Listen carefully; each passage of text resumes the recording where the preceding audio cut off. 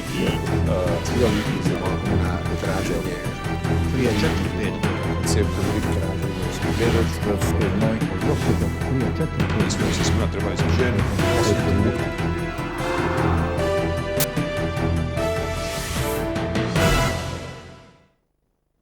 Добро вечер, јас сум Васко Ефтов, ова е емисијата во Центар на Канал 5 телевизија.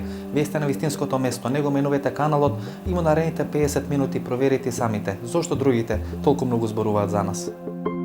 Во вечерашното досие треба да одговориме на 3 поставени прашања. Како прво, кои се тие структури на косовските лобисти во Македонија и надвор од неа, кои работа на тој проект за независност на Косово? Како второ, како функционират и како се финансират? И како трето, какво е нивното влијание врз водењето на македонската политика? Зошто се толку нервозни косовските лобисти во Македонија во овие неколку недели? Затоа што се збунети, односно се зафатија со работи што треба да ги одработат, а се над нивните можности, односно се најдоа во една шизофрена ситуација. Македонските косовски лобисти, тоа се групата Форум и Фрчковски како професор на правниот факултет и не знам таму уште некои новинари. И дали е Фрчковски дел од косовските лобисти во Република Македонија? Не, тоа се глупости. Тоа не го коментирам. Не се чувствувате пријатно во кожата на косовски лобист? Нема, тоа е глупа работа, зашто би бил ја било чиф лобист кога ако изнесам свое мислење околу проблемот на границата или проблемот на статусот на Косово. Дали македонскиот премиер Владо Бучковски е еден од главните косовски лобисти во Македонија и во регионот? Ја мислам дека не држи таа теза од причина што за бидете лобист би треба да постојат некакви реални објективи. Мислам дека ние не поседуваме такви објективи за да представуваме лобисти. Не можам да се отргнам од впечатокот дека Бучковски е исто така очигледно платен косовски лобист. Се врши ли притисок врз Македонија да биде прва држава во регионот што ќе признае Косово? Тоа е небитно прашање.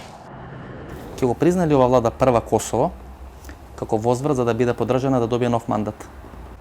Мислам дека двете работи ниту можат, ниту треба да се доведуваат под иста капа. Македонија нема да импровизира по прашањето на Косово. Македонија нема да биде одлучувачкиот фактор. Кој е владиниот став во однос на Косово? Мислам дека неколку пати е повторен и го знаете. Одлуката околу Косово нема да ја носи Македонија. Па зашто го ангажирате Фрчковски тогаш? Да ја прави таа програма како ќе биде парафирана од страна на двата премиери. Па тоа нели е де факто признавање на Косово? Не е признавање на Косово, ниту пак го ангажира влада Фрчковски. Знам дека Фрчковски е ангажиран во било која варијанта за да работи за влада. Па пише таа декларација што треба да биде парафирана. Јас повторно ќе ви кажам, немојте да верувате се што пишува на првите насловни страници на некои. Така го свати Фрчковски од неговата колумна. Добро, исто не мислам дека кога ги пишуваме колумните исто така сме секогаш 100% точни и тоа се забележало во претходниот период. Нашата позиција кон Косово ќе биде важна, сосед сме. Влијае на нас регионот. Но ако некој се има илузии дека ќе биде одлучувачка, мислам дека малку ја познава и регионалната карта и светската политика. Значи Македонија не треба да мисли дека ќе го реши проблемот, не треба ниту да го отежнува проблемот. И во таа насока комбинирањето на нашите избори со судбината на Косово, со идниот статус на Косово е благо речено несериозно. За жал, со помош на овие косовски лобисти, кои за наша несреќа се и лобисти кобајаги, кои ни лобираа за да влеземе во НАТО, ево видовте до кај стигнавме, мислам многу циркус играе ова. Ни се понудија да го решат спорот околу името со Грција. Значи без малку сите клучни спорни прашања околу Македонија. Истата група ги игра и сите игри ги загуби. Прво заради тоа што се катастрофални лобисти, мислам тоа се, како да ви речам, сме јурдија, само прогласени имиджмейкери, полисимейкери, интелектуалци, тоа се никој и ништо, освен Фрчковски кој има формално правно образование и знае нешто од меѓународно право. Овие другиве се циркус. Галамџи кои се наметнале во една ниско стандардизирана јавна средина, и кои се многу гласни. За наша несреќа политичарите се па под нивно ниво и можеш да ги играш и узајамно си се користат, тие взаемно си се покриваат. Но на штета на Македонија. Господине Билјали, како ќе дочека Магем Чеков во Република Македонија, како генерал на косовската војска, како човек кој бил прв човек на КЗ кој 2001 го обвинувавме дека е нападнал Република Македонија, или како премиер на независна држава Косово? Па сега вие изнесовте повеќе обвинување кои не знам дали воопшто може да се подкрепа со реални факти. Факт е дека тој се има легитимитет во својата средина и ние најверојатно би требало врз основа на таа реалност да го примиме, да го прифатиме. Најавена посета на Чеко некаде идната недела 28-29 април, меѓутоа има можност тоа да се пролонгира за недела, да биде некаде на почетокот на мај. Прашањето ми е дали, ако нешто биде потпишано со Чеко, било каква некоја платформа, парафирано некој договор или одредена хартија која ќе биде ставена на маса, тоа ќе значи почеток на формално признавање на Косово од страна на македонската влада. Да, секако тоа ние ќе сакаме да го претвориме во формален документ. И ќе сакаме уште сега однапред да кажеме дека сепак капацитетот на привремената власт на Косово е таков што за нас, барем во оваа фаза, кога нема уште финално решение, е доволна гаранција какво ќе биде, да речеме, финалното решение во врска со границата. Точно е дека тоа е на одреден начин влез во таа проблематика за признавање на Косово. Ова е сама почеток, останете со нас и по рекламите. Следува вечерашното досие со работен наслов Косовските лобисти.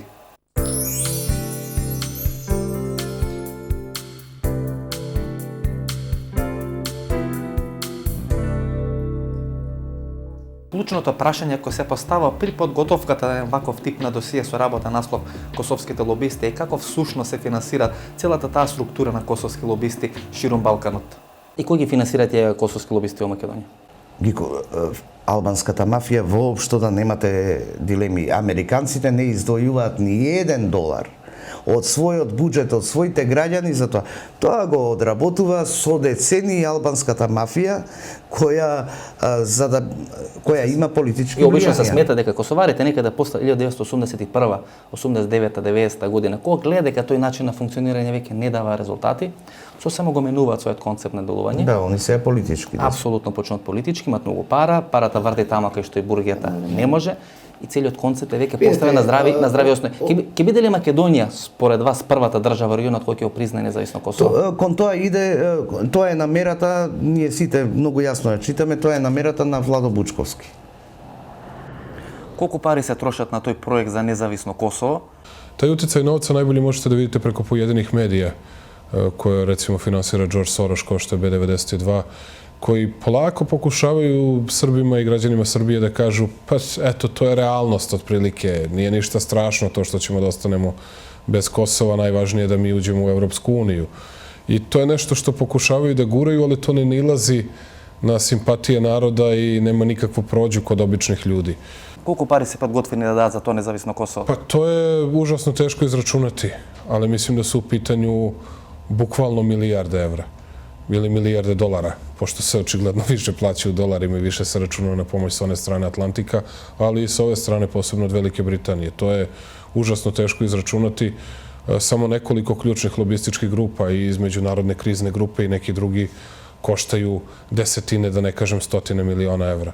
I očigledno da neko misli da novce može da sruši međunarodno javno pravo, sve premise, sve principe koje je uspostavio savremeni svet. Ono što oni danas imaju problem u Srbiji, to je da ne mogu da nađu nikog relevantnog, nikog ozbiljnog ko će da im kaže da možete da nam otmete deo teritorije. Našli su, ne znam, Čedomira Jovanovića. Da li Čedo Jovanović ќе биде навреден ако на улица го сретни просечен србин и му рече вие сте косовски лобист, бидејќи се залагате за независно Косово? Па зависи опет из ког угла то посмета. Оно што мене важно je budućnost. Ќе биде Косово независно, претпоставам, тоа мислите? Па биće Kosovo je nezavisno od Beograda 7 godina. Колку годишно таа албанска или косовска мафија троши на проектот Независно Косово? Прарачунат за албанска мафија одваја за проект Независно Косово преку 700 милиона годишње. Долари. По-неуспешните протести на почетокот на 80-тите години кои се случуваат на Косово, односно во Приштина, целата албанска диаспора го менува својот концепт околу тој проект за независно Косово. Во тој концепт се вклучува целокупната албанска кауза, вклучително и албанската мафија. На неколку пати тогашното претседателство на СФРЈ расправа околу таа тема, околу влијањето на косовската мафија и косовската диаспора околу тој проект за независност на Косово. Која е доста, морам да кажем, добро организована. Јас знам, јас сам у Њујорку гледал, молим вас лијепо, читаве улице у читави стамбени блокови у читавој улици су били власништво Албанаца. Со колку средства? Обично се вели дека албанската мафија троши многу пари околу тоа прашање на независноста на Косово. Прво, со колку средства и второ временски, кога можеме да лоцираме дека тоа албанско или косовско прашање стана толку интересно за самата американска администрација? Дали тоа временски прво може да го определиме? Америка никогаш не ја сакаше Југославија. 18-та година Југославија е создадена затоа што практично сите соседи што евентуално рефлектираа на територијално проширување беа на погрешна страна во Првата светска војна. Втората светска војна Југославија затекна на вистинската страна. Пак беше невозможно да се растори таа држава. Кога дојде време да таа нема значење на било каква зона помеѓу Русија и Соединетите американски држави, се создадоа условите да се исполни исконската волја да нема таква моќна држава на Балканот. Според тоа е очигледно од смртта на Тито е започнат процесот, значи 80-тите години. Очигледно кризата во Југославија е потоа потикнувана и како политичка, и како економска, и како судир на национални интереси, различни национални интереси, нели со правото на народите да се самоопределат. Сето тоа е искористено да не остане клима на повторно интегрирање на овие простори, затоа имаше војна во Југославија. А војната се случи за да нема повеќе никаква дилема дека на Балканот ќе завладее таков, пакс американа, американски мир кој што го бара паритетот на 4 сили. Гледате докаде дотера Србија, на крајот ќе остане само Србија. Како што класично се разбира кои се творците и субјектите на равнотежата на силите на Балканот. Србија, Бугарија, Грција и голема Албанија. Како функционира тој систем на косовски лобисти? Па, функционира албански лоби на основу снажних доларских износа, кои се едноставно уплачуju у фондове разних политичара на западу, било каде е реч о некој предизборној кампањи, било да су то неке донације. Јер американци поштуju само два аргумента. Тоа е аргумент пара и аргумент гласача. Значи, колко имате пара и колко имате гласача. Ништо, може и трети аргумент, аргумент силе, колко сте војно јаки и ништо друго. После падот на режимот на Енвер Хоџа во Албанија, во рамките на албанската диаспора се случуваат тектонски пореметувања. Двете големи групации на марксисти, ленинисти и набалисти се здружуваат во еден заеднички фронт на таа борба за независност на Косово. Инаку до тогаш марксистите и ленинисти беа блиски до Тирана и до социјалистичката држава, додека балистите му беа верни на фашистичкото движење на кралот Зого. Мисламе за Призренската лига. Идеологијата на Призренската лига и Бали Комбетар. Тие беа најспоменувани и практично марксисти и ленинисти не беа прифатени заради одбојноста која носи и према социјалистичкиот систем. Po personalisht mendoj se emigracioni ekonomik shqiptar gjatë periudhës së deri tashme tranzitore ka pasur një rol krucial në veçanti në financimin e aktivitetit të partive politike në Maqedoni. Меѓутоа, албанците исто така седиштето му беше во Брисел, Америка исто така, во Австралија не. Значи Европа, Германија, а во Брисел. Интересно зашто Брисел? Веројатно затоа што имаше подруг однос на политиката на Брисел, полиберален однос, поголема слобода за нивно дејствување. Кога доаѓа да промена на таа косовска политика, она обични се обидува со оружје да ги решаваат своите проблеми, меѓутоа некаде после 81, 89, 90 година прават еден сосема голем заокрет за својата политика, се врзуваат со одредени мокни бизнисмени, се формира тоа косовско лоби кој е многу влијателно во Америка, кој располага со многу пари, за кои се смета дека се формираат од најразлични извори, не знам, од недозволени тргови па до одредени бизниси кои се на граница на легитимитетот, и тоа лоби ги влече сите конци во изминативе 10-15 години. Е толку мокно тоа лоби? Да, па мокно е затоа што се оди, да речем, во комбинација со политички интереси на разни групи во Америка и во Западна Европа, посебно во Соединетите американски држави. Познато е дека тоа лоби соработуваше со претседателскиот кандидат Дол во 92-та година, со некои истакнати конгресмени и сенатори постојано. Каде американците го наѓаат тој свој интерес да ги земат албанците како свој стратешки партнер на Балканот? Па мислам дека американците имаат цела една школа. Таа е школа на аналитичко третирање на геополитичките состојби на Балканот, кај што од секогаш, а најмногу под влијание на Кисинџер и на Бжежински, се едуцирани, воспитани и потоа функционираат во политичката сфера и во академската сфера стотици навистина високи интелектуалци кои што ја прифатиле теоријата, да речем, за равнотежа на силите. Ако прочитате од Кисинџер во неговата книга за Виенскиот конгрес, ќе видите дека тој не само што ја прифаќа, туку станува и главен гласноговорник на таа логика за равнотежа на силите. На Балканот равнотежа на силите по таа американска анализа е помеѓу 4 паритетни држави. Значи, зголемена Албанија, за да им биде паритетна, на Србија, не на Југославија, на Србија, на Бугарија и на Грција. Македонија нема во таа аналитика и тоа е еден голем проблем за нас и треба активно да размислуваме на таа тема.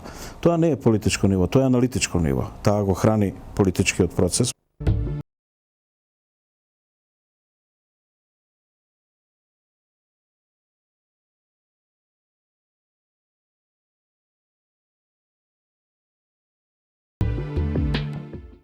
И како функционира тие косовски лобисти, како функционира тој систем на косовски лобисти? Има ли одреден центар кој тоа контролира? Бидејќи се многу пари во прашање. Ја мислим да ту постои више центара моќи, али да су апсолутно уединjeni за едну ствар и за едну идеју. Тоа е да Косово постане независно. И кој е центарот на тие косовски лобисти? Центар косовских лобиста е наравно у Америци, у Вашингтону и njihov највеći novac кој издвају, njihov fundraising, njihov обичан fundraising, они скупе nekoliko desetina miliona dolara. A to mi svi ostali ne možemo ni da sanjamo. Што се финансира тој проект за независно и за големо Косово? Time za sebe stvaraju zemlju u kojoj će moći da se bave i narkotrafikanskim poslovima, dakle narkodilerskim poslovima, da Kosovo ponovo postane bez kontrole bilo koje, čak i Ujedinjenih nacija ili Srbije i Crne Gore, da mogu da obavljaju najznačajnije i najprofitabilnije poslove koji nikakve veze sa zakonom i sa pravom nemaju. I to je takođe jedna od veoma važnih stvari zašto toliki novac ulazi, zato što oni brzo na takav način taj novac mogu i da povrate. Da li je silen тој систем на косовски лобисти во овој момент? Nema nikakve sumnje da je taj sistem veoma moćan, da je veoma snažan i da on gazi sve norme. Можеме ли да го разглобиме, да видиме што е всушност силата и цврстината на тој систем? Pa suština svega je novac. Kako i na koji način ćete vi da se suprotstaviti ili u Rusiji, ili u Austriji, ili u švajcarskoj budžetu Pacoliju? Kako? Kad on ima sistem i uvezanih firmi, onoliko koliko ih nema niko na Balkanskom poluostrvu. Во рок од неколку години во рамките на повеќе од 2500 финансиски трансакции кои се реализирани помеѓу неколку големи руски олигарси блиски на Јелцин и косовскиот лобист Беџет Пацоли се испарни повеќе од 4,2 милиарди американски долари. Компаниите кои се блиски до косовскиот лобист Беџет Пацоли во рамки на кантонот Тицино во рамките на Италија за потребите на тогашниот руски премиер господинот Виктор Черномирдин отворе неколку банкарски сметки преку кои подоцна се врте одредени количества на пари. Подоцна Черномирдин беше еден од главните преговарачи кој преговара со Милошевиќ околу прекинот на бомбардирањето на НАТО на Косово 99 година. Kad god je Jelcin dao neku izjavu malo žešću u prilog Srbije pre bombardovanja i tokom bombardovanja, onda su odmah u raznim talijanskim i švajcarskim novinama izlazili brojevi bankovnih računa njegove ćerke Tatjane Dijačenko, koja je dobijela navodno pare od Pecolija na te račune. I to je ruska štampa dosta eksploatisala u tekstovima. Međutim, naravno, onda smo videli kakav je bio konačan stav Jelcina po pitanju NATO bombardovanja Jugoslavije 1999. godine. I to nije za čuđenje. A ta vrska na Pacoli со Черномирдин? I tu je takođe bila jednom omiljena priča o navodnoj gradnji neke vikendice u severnoj Italiji za Черномирдиновog brata. Големиот косовски лобист Веби Велја, кој своето богатство го прави во текот на 80-те години во Загреб, а подоцна на почетокот на 90-те години со посредство на американците се инсталира во Тирана. На крајот на 90-те години на два пати ги нуди услугите на Стјепан Месич, тогашниот хрватски претседател, како одредена форма на медијаторство помеѓу македонско-албанските односи во Република Македонија. Подоцна со помош на поранешниот министар за финансии Џевдет Хајредини, тој се поврзал со македонските лобистички структури, предводени од господинот Тврчковски, Ордановски, Ѓунер Исмаил и сегашната амбасадорка во Тирана, госпоѓа Елеонора Карамфиловска. Да вам кажем нешто. Прво, ја би kao jedan poznavac terena ovdje isključio taj fundamentalistički, muslimanski faktor. Međutim, organizirani kriminal je duboko zagazio tu, jako duboko. Дали со доаѓањето на Агим Чеку на чело на косовската влада за премиер, како всушност да им бе избиени сите одути од раце на тие косовски лобисти кои веле дека Косово е за едно мирно решение и така натаму, одеднаш на чело на Косово доаѓа човекот кој беше на чело на косовската војска. И не само што е на чело био, nije to bila kosovska vojska, on je bio šef terorista na Kosovu i Metohiji, jer je 97.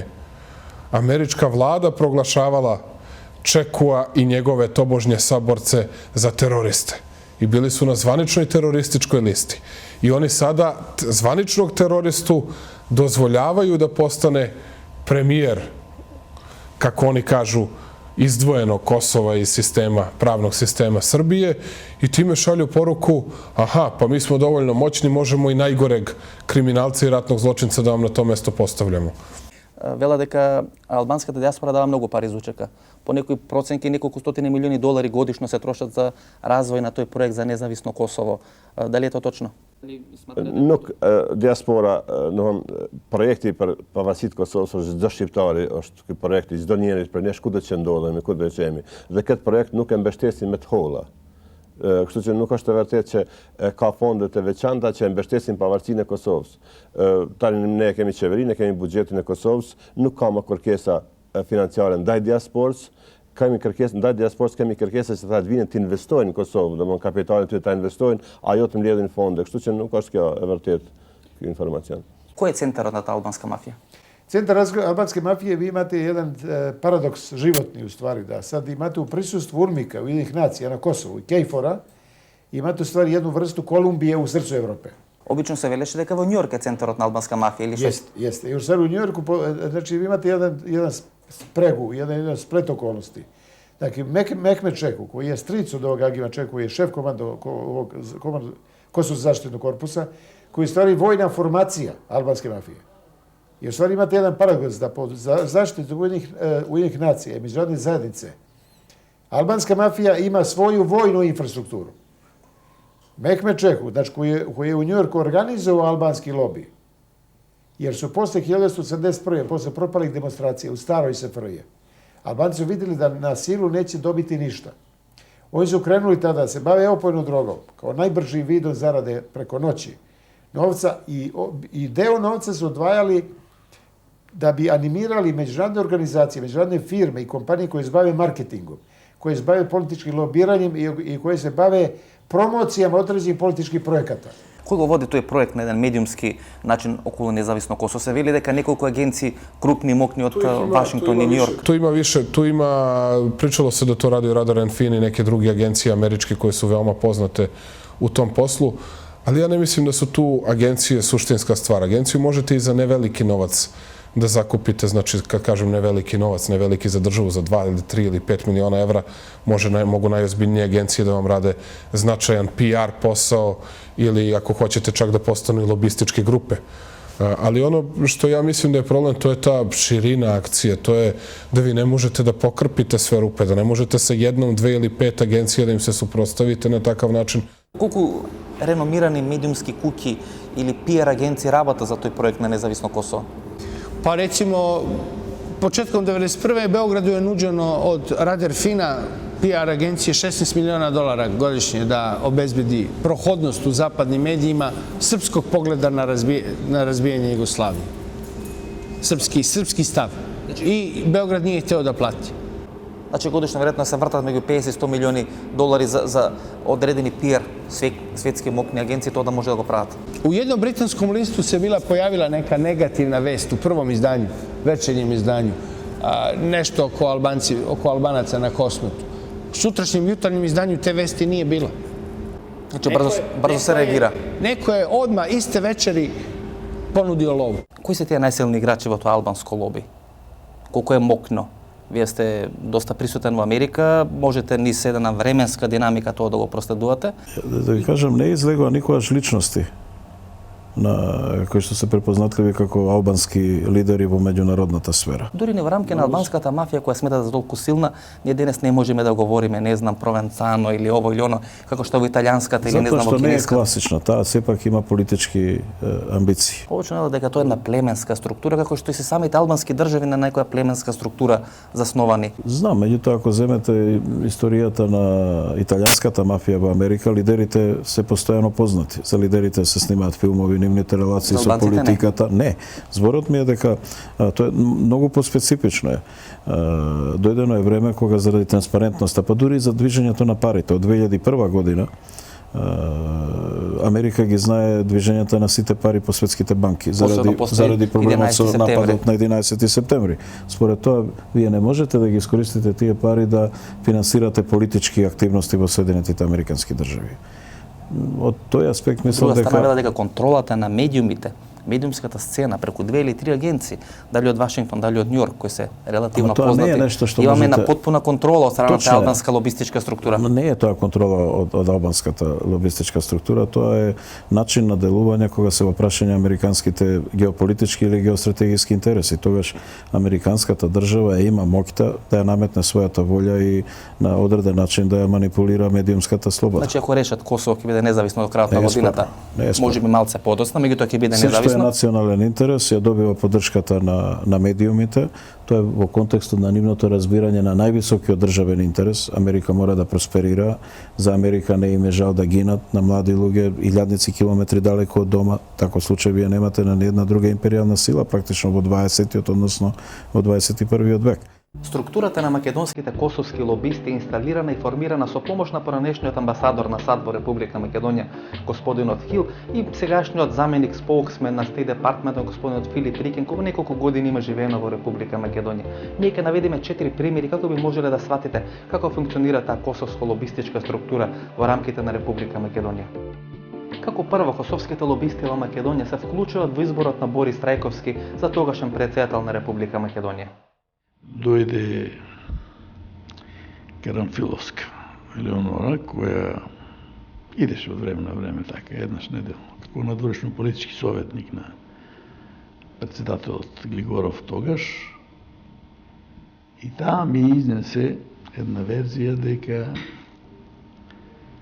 американците преферираат кандидат на ВМРО да биде господин Трајковски и дека многу ќе му помогнат тој да биде избран. Јас за Трајковски таа година чув. Пред неколку месеци пред тоа, кога беше кризата косовска, малку бев изненаден. Но бидејќи па таа беше доста блиска со луѓе од амбасадата, ми се поверува дека така нешто ќе биде. Како второ, со помош на американската амбасада, тогашниот лидер на косовската герила, господинот Хашим Тачи, прво од Тирана е донесен во Приштина, а подоцна е организирана со посредство на амбасадорот Хил таа средба Ѓоргиевски Тачи. Да бидам отворен или искрен. Да не го употребам зборот притисок, но влијание на тогашниот американски амбасадор. Целата ова приказна има и свој продолжение. Очигледно дека американците смета дека поради својата милитантност Хашим Тачи ќе биде проблем околу реализацијата на тој проект за независност на Косово и многу повеќе му верува на Ибрахим Ругова, кој во тој момент се наоѓа во Рим. Од тие причини тогашниот амбасадор Хил со помош на еден од македонските бизнисмени со редовна линија на МАД забинува во Рим, каде го убедува Ругова да се врати во Приштина.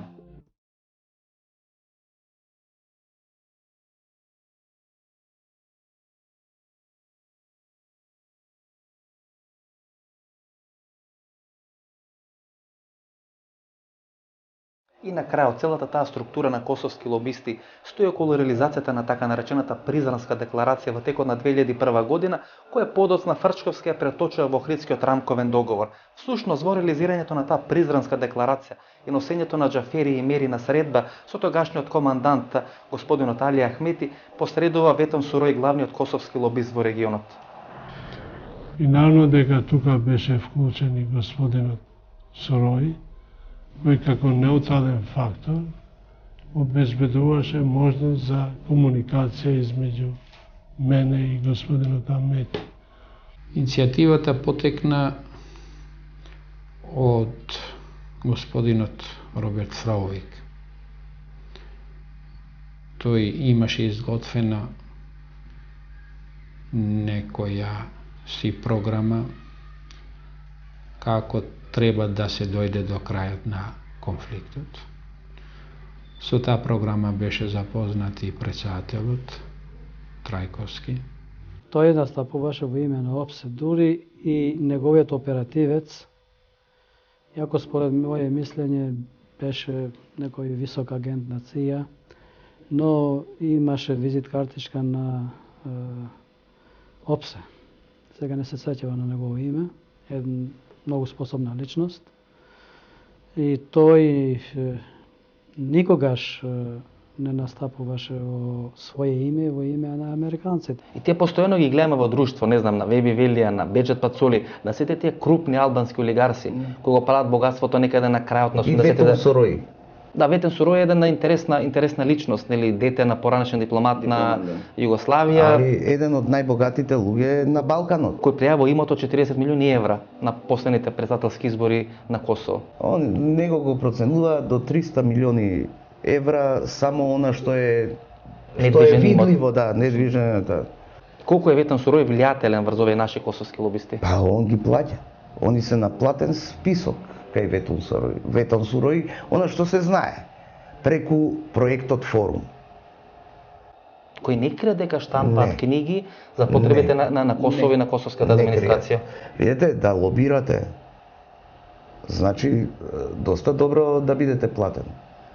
Да лобирате во земја како што е Македонија и на место какво што е, каде што главната цел е не Македонија да ги оствари своите државни интереси, туку да биде дел од играта во која Македонија ќе биде првата земја во светот преку која ќе се збрише, ќе се поништи меѓународното право за неменување на границите без договор, значи. Што беше клучен аргумент на нашиот опстанок. Да. Ама не е само на нашиот. Пазете, ние ќе бидеме светски преседан. Македонија ќе биде као некогаш на времето што се гордееме дека описменувала, Македонија ќе биде земја преседан, од која треба да почне.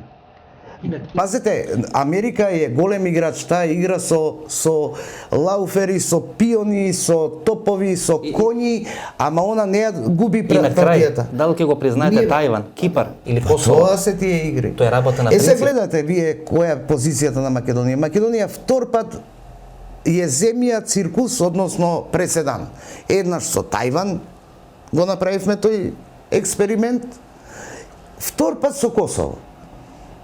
Бучковски, тотално обземен од овие, заради својот стварно, како да речам, ограничен политички потенцијал и политичка површност неверојатна, штетна за Македонија, мисли да им се додвори на своите стратешки партнери американците, што е смешно, Македонија никому не е стратешки партнер. И таа врска според сите анализи на Бучковски со косовските лобисти прават двајца играчи. Едниот е Дејан Мицковиќ, кој сега е шеф на изборниот или портпарол на изборниот штаб, и вториот тој е вице-премиерот Минчо Орданов, кој секогаш има одлични односи со таа структура на Немојте се да ги заборавите и Штерио Наков и неговата групација, кои целиот бизнис го префрлија таму се остваруваат и профити. Па видете вие, значи одлично функционира нивото шпекулативна економија и она сива економија со Косово. Ние све друго загубивме како пазар. Едниот косовски лобист ја пишува таа платформа или договор што требаше Бучковски со чеку, кој до пред 3 години го обвинувавме дека начело на КЗК кој врши агресија на Република Македонија. Втората армиска област им беше втората. Истите тие форумаши пишуваат текстови дека Радуша всушност е кризно жариште кој беше директно нападнат од Косово, бидејќи на самата граница со Косово. И нито нив е се уште член. Тие беа и спонзори на Призенската декларација заедно со Бучковски. Така да ова не е сегашен. Сите луѓе што учествува во Призрен велат дека Арбен Џафери во Призрен го носи токму Ветен Сурој. Тој самиот Арбен Џафери го признава. И еден од тие косовски лобисти се уште член на Советот за безбедност на Република Македонија. Влезан во време на Трајковски, меѓутоа ниту Црвенковски не го менува. Да. Па видите, затоа е македонската политика смешна. Ако сака Косово да биде независна држава, може да го признае кој сака во светот. Ако не го признаат соседите, ќе има сериозен проблем. Дали Македонија и Владо Бучковски на чело на македонска влада ќе бидат првите што ќе настојува да го признаат независно Косово и дали тоа ќе биде клучно според мислењето на премиерот ако сака да ги добие изборите сега во јули 2005, односно 2006 година? Мислам дека тие кои сакат да направат независна држава, најверојатно би излобира кај релевантните фактори на меѓународната заедница. Вие како еден од релевантните советници на Бучковски би требало да знаете дали американците притискаат. Тоа ми е прашањето. Мислам дека е прв фактор или субјект со кој Македонија има економски интерес, трговски интерес да соработува моментално е Косово. Мислам секоја политика најверојатно би винала на тој интерес. Клучно. Тој видал интерес. Кој му дал право на македонскиот премиер да влага во аранжмани кои можеби мирисаат дека Македонија ќе го признае Косово? Дали подпишување на било каква платформичка, некоја форма на квази договорче помеѓу Бучковски и Чеку, како што се создаваше терен во изминатите неколку недели во јавноста, ќе значи формално и де факто признавање на Косово или оставање простор така да се сватат сите тие постапки? И колку тоа не е погубно за Република Македонија? Тоа ми е прашањето. Прво мора да ги знаеме принципи на меѓународното право како се признаваат државите. Значи, од самиот факт што соработувате со Косово соработуваат сите држави во светот. Тоа не значи дека сите го признаваат. Прашање на признавање на Косово ќе биде прашање на меѓународната конференција. Секоја соработка што е наш витален интерес да се смета за признавање, тоа е веќе прашање на фрустрација. Мислим, прашање на работа спротивно на националните интереси на Република Македонија. Дали Македонија има потреба да го отвара тоа прашање со границата?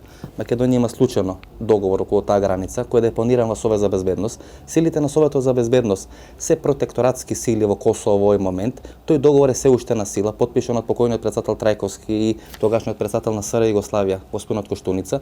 Тука се и подписите на двата министри Свилановиќ, тогаш и господинот Срđan Кирим. Господинот Чашуле, тој договор со авиончето на владата го однесе директно во Обединетите нации во Вашингтон.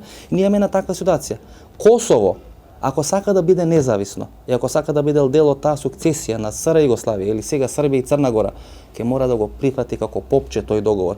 И тука Македонија нема што да разговара со Косово. Сака Косово да биде независен, ќе го прифати тој договор со границата.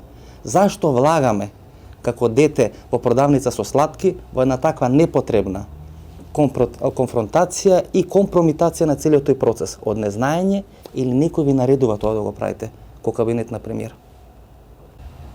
Прво, договор постои како договор. Второ е очигледно дека тој договор функционира само на еден дел од границата, тоест непосредната граница со Србија. Практично другиот дел е непрактичен и практично Србија нема никаква контрола, нит правна, нит практична, нит Кој контролира тој дел? И тој дел практично се контролира контролира нации. Апсолутно. Дали тука. Дали Кофи Анан даде две изјави дека тој договор за границите е валиден? Дали силите на Обединетите нации на чечело е Кофи Анан ја брана таа граница? Што разговараме ние денес? Таа работа е отворена тука пред неколку години и ова влада смета дека таа работа треба да заврши. Или ќе бидеме заложници на Косово и на албанците во наредни 50 години. Заложници 97 година кога се растура Албанија, односно кога има внатре албански конфликт, па 99-та кој е конфликтот на Косово, па прешува Медвеđe Бојановац, па 2001 година Македонија. Извинете, господи Билали, ама ние се уморевме веќе од тие албански проблеми во регионот. Вие проблемите прво мора да ги решавате и проблемите треба за да ги решавате. Мора да приоѓате надвор од политичките предрасуди. Ако имате политички предрасуди, тогаш нема да ги решавате проблеми. Можете да проаѓате принципиелно, меѓутоа со политички предрасуди најверојатно нема да завршите работа. Па, например, немам политички предрасуди, сметам дека Косово ќе биде независно. Тоа апсолутно не ми пречи. Меѓутоа ми пречи што Македонија доста неумно се однесува кон целиот тој процес. Ние не сме дел од решавањето на косовското прашање. И тоа мислам дека една за секој треба да го сватиме. Тоа и го кажав. Ако кажав, тогаш се согласуваме. Значи, можеме да одиме понатаму. Дали македонскиот премиер, владата или делови од владата го имат ангажирано Фрчковски околу тој договор или таа платформичка на наводните преговори или разговори Бучковски-Чеко? Или тоа е некој само иницијативен гест на Фрчковски? Не, да ви кажам дека за секој проблем се консултираат експерти кои действуваат со таа материја. Мислам за прашање на операција валда нема да консултира чевлари. Туку ќе се консултира соодветен експерт кој ја покрива таа материја. Така што Фрчковски не е единствен експерт со кого владата комуницира и Фрчковски, дали владата ве ангажираше за составување на тоа документче што наводно требаше Бучковски Чеко да го потпиша, дали на 29 април или неколку дена подоцна во Скопје? Јас не можам да зборувам за тој тип на професионален мој ангажман. Можеме да зборуваме за суштината на проблемот околу тоа, изнесам свое мислење, но не можам да зборувам за типот на ангажманот, тоа би било непрофесионално. Меѓутоа не отфрлата можноста дека има таков аранжман. Немам коментар околу тоа. Слично нешто на Охридскиот рамковен договор? Не. Тој тип на ангажмани се професионални ангажмани кои ние ги прифаќаме ако мислиме дека можеме да го изведеме, ако имаме капацитет и ако се согласуваме генерално, ја мислам дека тоа од принцип секаде. Така ако се согласуваме генерално со насоката, не може да работи нешто што не верувате. Но не повеќе тоа, не може ништо повеќе. Дали тоа значи дека Фрчковски е дел од фабриката на Бучковски? Кој се вклучува со вакви аранжмани? Јас сум малку покрупна зверка да можам било чија фабрика да бидам. Ја имам едноставно мој став. Бучковски е крупна зверка, премиер на македонска влада, тоа не е. Ред, ама јас имам мислење за себе малку поголемо. Ја во таа смисла работам она што мислам дека можам да изработам и она што мислам дека треба да го наплатам толку колку што можам, ако можам. И дали е Фрчковски дел од косовските лобисти во Република Македонија? Не, тоа се глупости. Тоа не го коментирам. Не се чувствувате пријатно во кожата на косовски лобист? Нема, тоа е глупа работа, зашто би било чиф лобист кога ако изнесам свое мислење околу проблемот на границата или проблемот на статусот на Косово. Стоја ли американците за тој договор Бучковски Чеко, како што вие пишувавте? Американците стојат за целиот проект на пацификација во регионот кој на некој начин го опфаќа албанците. Се врши ли притисок врз Македонија да биде прва држава во регионот што ќе признае Косово? Тоа е небитно прашање. И дали овој документ ќе значеше на некој начин преќутно признавање на Косово што би го потпишале Чеко и Бучковски? Тоа нема врска со тоа. Било каков документ кој може да потпишат, они може да потпишат во реализација некаков политички однос. Дали некој од американската амбасада разговарал со вас? Не. Околу тој договор? Сте разговарале со Бучковски? Со Бучковски сме имале неколку средби, но не можам околу оваа прашање ништо поконкретно ми кажам. Бучковски се произнесе во Утрински весник дека тоа што вие го кажувате и што го застапувате дека тоа е одлично решение. Фала. Некој смета дека тоа е било свилен гајтан за Бучковски во престрет на изборите. И дека ако Бучковски потпишеше и прифатеше таква нешто што му нуди Фрчковски, ќе беше поразен катастрофално на изборите. Не, тоа е, по моето мислење е погрешна. Видите, тука зависи, политичарите имаат две комбинации. Они мора да се потпрат на добра проценка, но мора да се потпрат на храброст. Без храброст нема политика. Можете, тоа не се семинари. Дали Фрчковски кој бил премиер на македонската влада би потпишал или би стал параф на еден таков договор со Агим Чеку, за кого пред 5 години велеше дека начело на КЗК е еден од учесниците кои направиле интервенција надврешна, односно агресија врз Република Македонија. И колку тоа не е парадоксално во целата оваа ситуација? Не е воопшто парадоксално и со две раце тоа би го направило околу демаркацијата, тука да нема дилеми никакви. Се познаете со Ветон Сурој? Тој е велат најбогатиот политичар на Балканот, лани преклани на претседателските избори во Косово, пријави дека има 40 милиони долари или евра личен имот. Тоа не е важно околу моето познанство, ја Ветон го знам од распадот на бивша Југославија, цела една екипа на тогашни, јас бев најмлад меѓу нив, интелектуалци од бивша Југославија се среќава по разни Виена, Женева, Загреб. Примате налози од Ветон Сурој? Како можете тоа да ме прашате? Можете тоа да ме прашате?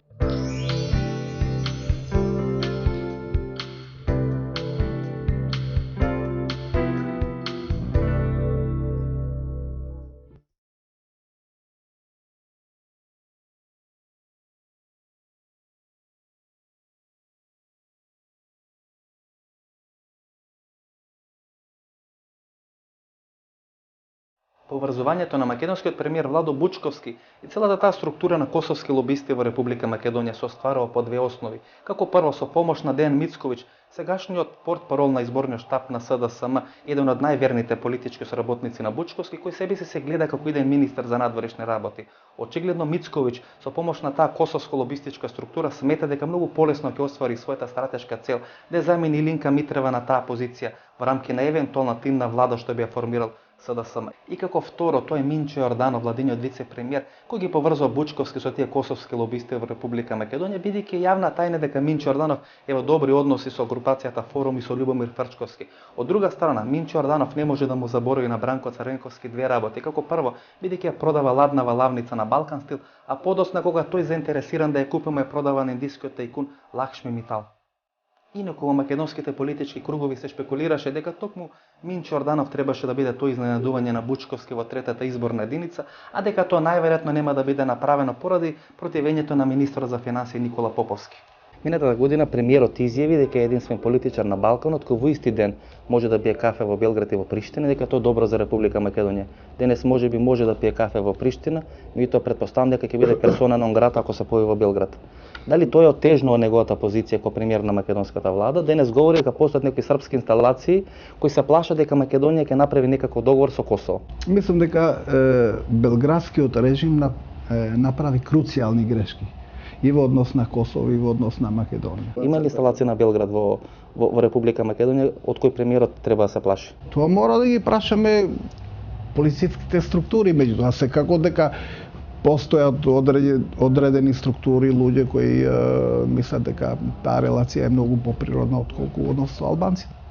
3 пати до сега, кога се наводно се расправаат со Бранко Црвенковски околу македонската политика наспроти Косово, 3 пати до сега Бучковски границата на север ја именува како административна, што е шокантно, бидејќи ние веќе имаме подписан меѓудржавен договор за меѓудржавна граница, оверен во Советот за безбедност. 2 пати има изјава на Кофи Анан дека тоа е валиден договор. Значи зборуваме за државна граница. Границата ја чуваат сили на Обединените нации. Бучковски ја спушта повторно на ниво на административна, што значи дека го потврдува ставот на Батлер кој ја прескакаше како имагинарна линија. Ставот на Приштинското собрание, Приштинската влада, на сите лобисти дека таа граница треба допрва да се вклучително и на лидерот на албанските социјалисти, и вклучително и кој пред 5 дена тоа го кажа сред Скопје. Не, вклучително и на амбасадорката на САД сега, која рече дека треба да се утврдува допрва, што значи на ново.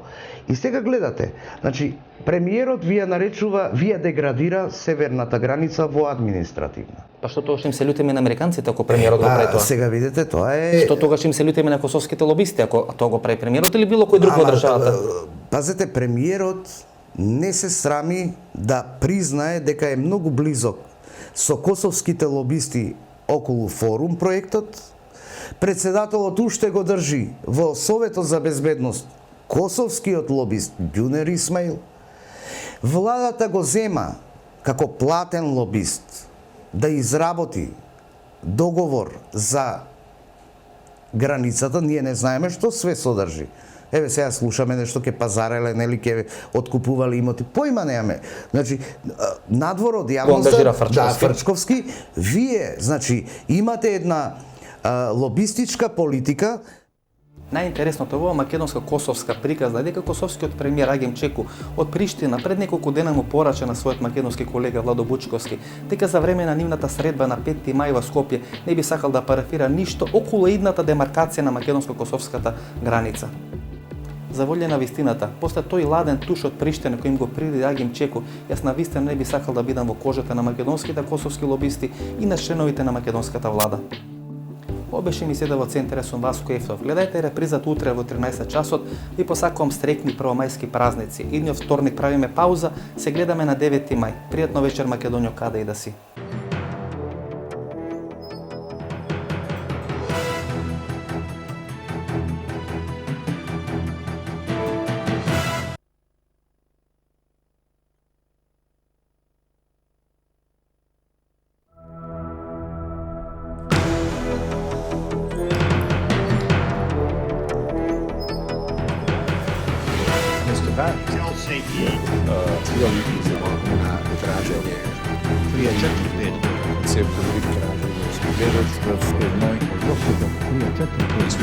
Treba izraženje.